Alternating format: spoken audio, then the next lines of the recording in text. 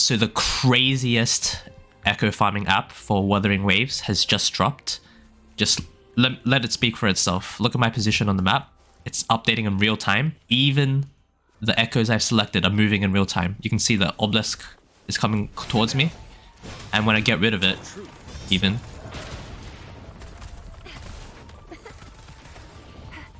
And watch, it just disappeared. It updates everything in real time. That's so crazy. You've never seen anything like this before. And the crazy thing is it doesn't even only track 3 cost echoes. You can even track 1 cost echoes, but that does kind of clog up the screen a little bit, so I'll deselect that. You can track every single exile in real time. You can see a batch of exiles just appeared down here.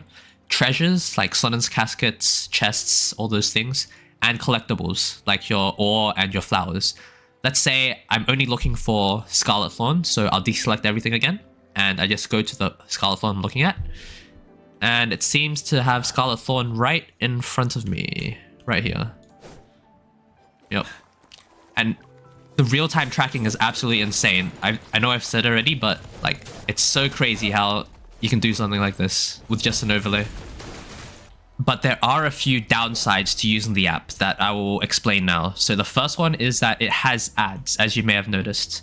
So by default, the ad appears in the bottom right, which kind of blocks 2 of your buttons, so you don't want that. So what you want to do is press F6 so you appear on this screen, so you can move your cursor, come to the top right where it has this dragging icon, and you drag it and put it to the bottom left, which is what I found to be the least invasive place on the screen. So drag it, yeah. And then F6 again, and F6 to appear, F9 to close all the overlays, and that's the ad problem semi-fixed. Now the second thing is that the app actually uses Overwolf for the in-game overlay, which I know a lot of people do not like because they call it bloatware, they call it adware and stuff like that. Personally, I've never had much of an issue with Overwolf for any overlay myself, but I know there are a lot of people who don't like it, so I'll be putting this as a disadvantage.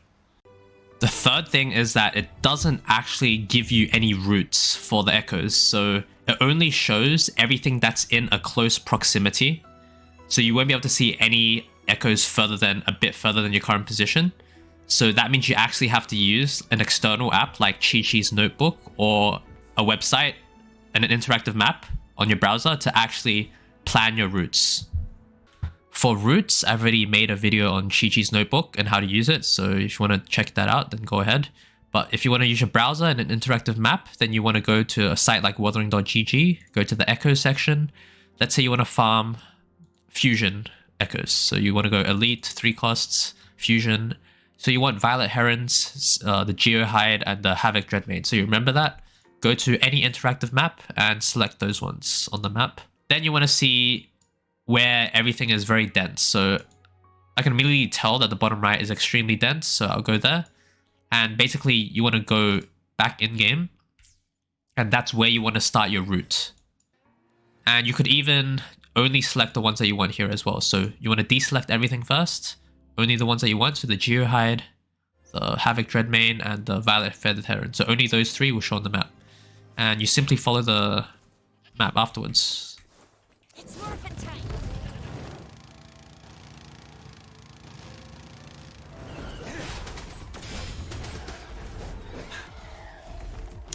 Nothing, it should disappear and move on to the next one.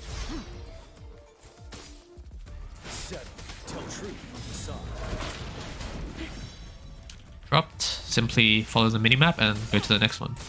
And the last thing I want to talk about is the fact that there is no mobile solution for this. So mobile phone players won't be able to use any of the features here. The closest thing there is to mobile is opening up the official website on your phone and then using the live sync on the web browser to have the minimap as your phone, on your phone. So instead of having this overlay in game, you can put it on your phone, but you still have to be playing the game on desktop. Now I'll go about on how to install everything and set up everything properly. So the first thing you want to do is come to the Overwolf website, link in the description, come to the website, download the app, and install the app. That's simple. Second of all, it is important. So if you already have the game open, you want to close the game. And then you want to open the app. So search up Overwolf or Wuthering Waves map, whatever it is on your device. And when it appears in your search, you want to right click, run as administrator. Again, make sure the game is closed before you do this. So run as administrator and then wait for it to open. Once it opens up, it should be like a separate window and then you can run the game.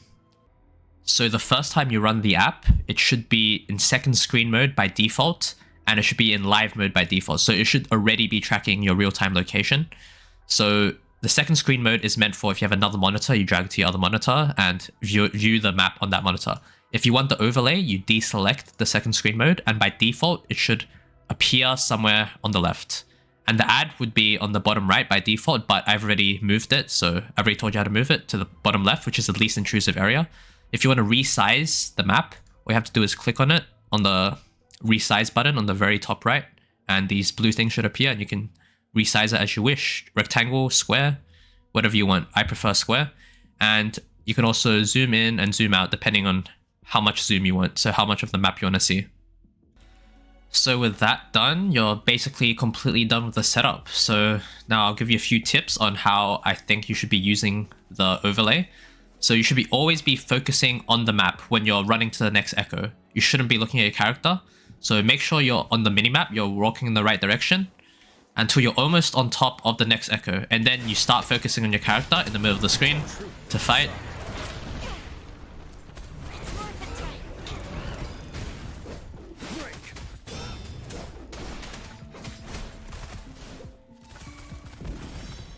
Once you're done with the echo, then you make sure you look back at your minimap, make sure you're running in the right direction,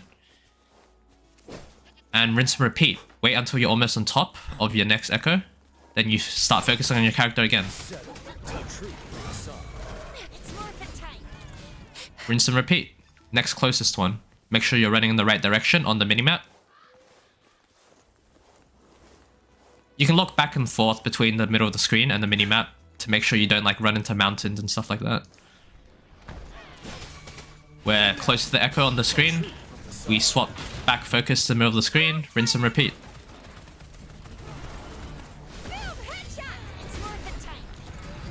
So yeah, hope that helps. And another thing I forgot to mention is that by pressing F9, it hides everything except the minimap. And by pressing F6, it gives you control of your mouse every second time you press F6. So you can actually like click on stuff to change your minimap, what's been shown on the minimap and whatnot.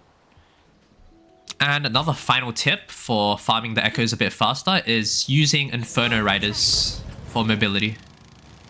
You can see I have one on my Chisha and I have one on my Verena, even though she should be using the Total Echo. But for echo farming, I find equipping 2 Inferno Riders on your non-main DPS units is much faster because the time taken to travel between every echo is a really long time. So it saves a lot of time, basically.